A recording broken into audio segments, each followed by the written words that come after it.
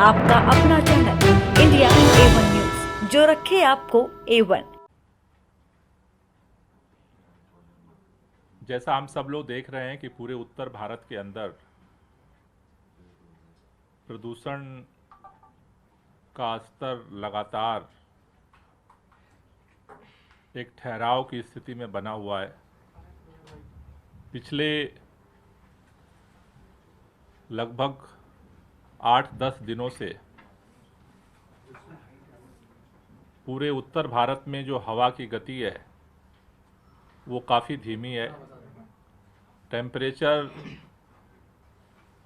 लगातार डाउन जा रहा है और ऐसे में जो प्रदूषण के कण हैं वो वायुमंडल में फैलने की जगह सतह पर ही स्टोर हो रहे हैं। ऐसी स्थिति में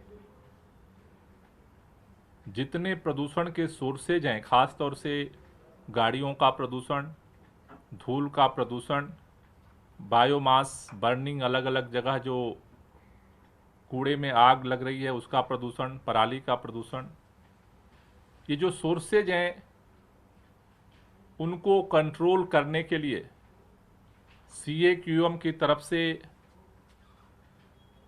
ग्रैप 4 पूरे NCR के अंदर लागू है। ग्रैप 4 के तहत दिल्ली में भी,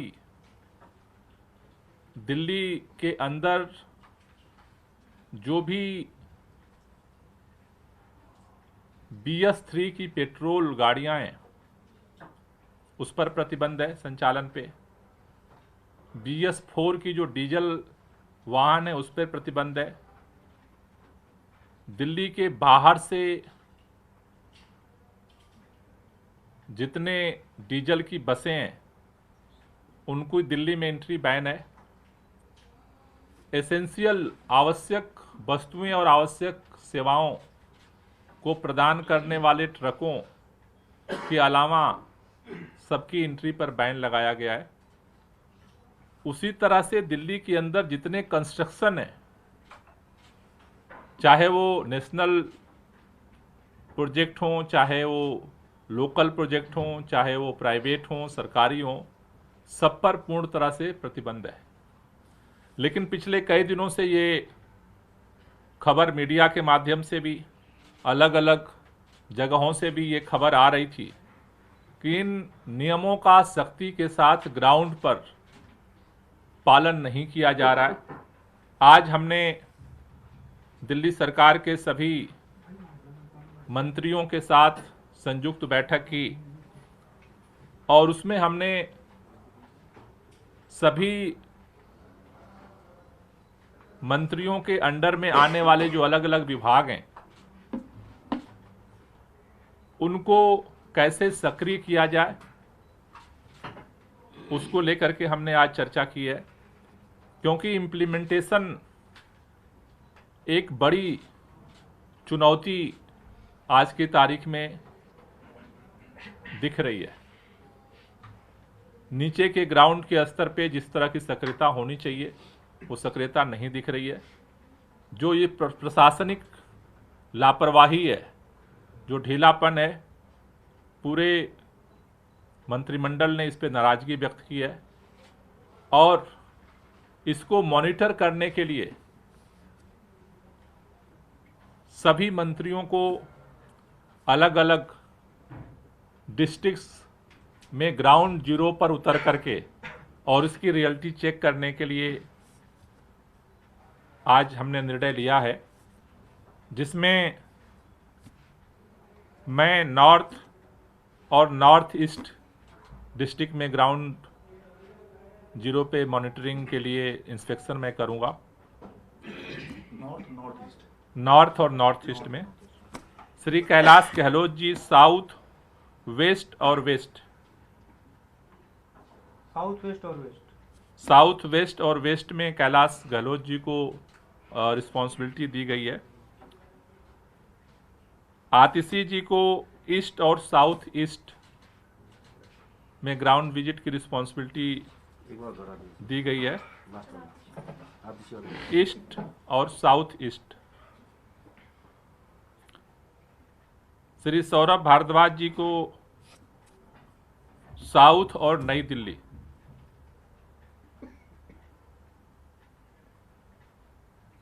में विजिट की रिस्पॉन्सिबिलिटी दी गई है। श्री इमरान हुसैन जी को सेंट्रल और शहादरा डिस्ट्रिक्ट में ग्राउंड विजिट की रिस्पॉन्सिबिलिटी दी गई है और श्री राजकुमार आनंद जी को नॉर्थ वेस्ट में जिम्मेदारी दी गई है। मुख्य तौर पर अलग अलग डिस्ट्रिक्ट के लिए अलग अलग अधिकारियों को पिछले दिनों चीफ सेक्रेटरी ने नोडल पॉइंट बनाया था। तो अधिकारियों के साथ ये सभी मिनिस्टर्स अपने अपने डिस्ट्रिक्ट्स में जितने प्रदूषण पे ऑन ड्यूटी अधिकारी हैं उनको डायरेक्शंस जारी करेंगे और इसको ग्राउंड पे भी जा कर के मॉनिटर करेंगे, जिससे कि जो नियम हैं उनको सख्ती के साथ दिल्ली के अंदर लागू किया जा सके। खास तौर से जो विजिट होंगे वो एक तो बॉर्डर पे, जैसे सिंघू बॉर्डर है, गाजीपुर बॉर्डर है, गुड़गांव बॉर्डर है, शहादरा बॉर्डर है, बहादुरगढ़ बॉर्डर है, कापसहेड़ा बॉर्डर है, इन पर इनके ग्राउंड जीरो विजिट होंगे। उसी तरह से जो कंस्ट्रक्शन वर्क है, कई जगह ऐसा पाया गया है कि कंस्ट्रक्शन तो बंद कर दिया गया, लेकिन जो डायरेक्शन है कि जहां कंस्ट्रक्शन बंद कर दिया जाएगा वहां भी डस्ट को कंट्रोल करने के मेजर्स को लेना पड़ेगा उसी एजेंसी को।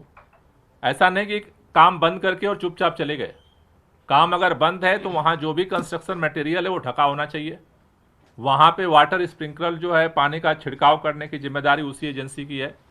तो जो भी डस्ट कंट्रोल करने के मेजर्स हैं उनको उसी एजेंसी को लेना पड़ेगा। तो बॉर्डर्स, उसके बाद जो ये कंस्ट्रक्शन प्लेस हैं, उसके अलावा जो बाहर से बसें आ रही हैं, जो डिपोज हैं, इन सभी जगहों पर जो है ये अलग अलग जगहों पर मॉनिटर्स किए जाएंगे। अधिकारियों को भी ये निर्देश दिया जा रहा है कि वो भी ग्राउंड पे उतरें, जो सीनियर अधिकारी हैं, डिपार्टमेंट्स के एचओडीज हैं, सेक्रेटरीज हैं, क्योंकि इस समय जो स्थिति बनी है, अभी जिस तरह के साइंटिस्ट का और मौसम विभाग का अनुमान है कि कल परसों में थोड़ा सा ऐसा अनुमान लगाया जा रहा है कि थोड़ा बादल होंगे, लेकिन कितनी वर्षा होगी ये कहना अभी मुश्किल काम है। लेकिन अभी भी आगे लगभग हफ्ते भर तक, अगले वीक में इसी तरह की हवा की स्थिति बने रहने का अनुमान लगाया जा रहा है। तो ऐसे परिस्थिति में हमारे हाथ में यही है कि हम ज़्यादा से ज़्यादा जो सोर्स हैं उसके कंट्रोल पर फोकस करें और उसके लिए नियम बनाने के साथ साथ उसका इम्प्लीमेंटेशन सबसे महत्वपूर्ण है। और इसलिए सरकार ने आज ये मुख्यमंत्री जी के निर्देश पर यह निर्णय लिया है। सर, आपने जो बताया मंत्री उतरेंगे और जो अधिकारियों को सीएस ने नियुक्त किया उनके साथ काम करेंगे। इससे पहले हमने खासकर कोविड के समय में देखा था कि कोऑर्डिनेशन नहीं हो पाता, शिकायत रहती है कि अधिकारी जाके जमीन पे नहीं उतरते, अगर मंत्री उतर भी जाए अधिकारी बात ना माने तो फिर तो मुश्किल इम्प्लीमेंट कराना। देखिए, परिस्थितियां विपरीत हैं, आप सबको पता है। खास तौर से जब से केंद्र सरकार ने एक दिल्ली के ऊपर कानून बना करके दिल्ली सरकार की शक्तियों को छीना है, तब से परिस्थितियां विपरीत हैं। और उसका सबसे जीता जागता उदाहरण है स्मॉग टावर और रियल टाइम सोर्स अप्रोचमेंट स्टडी।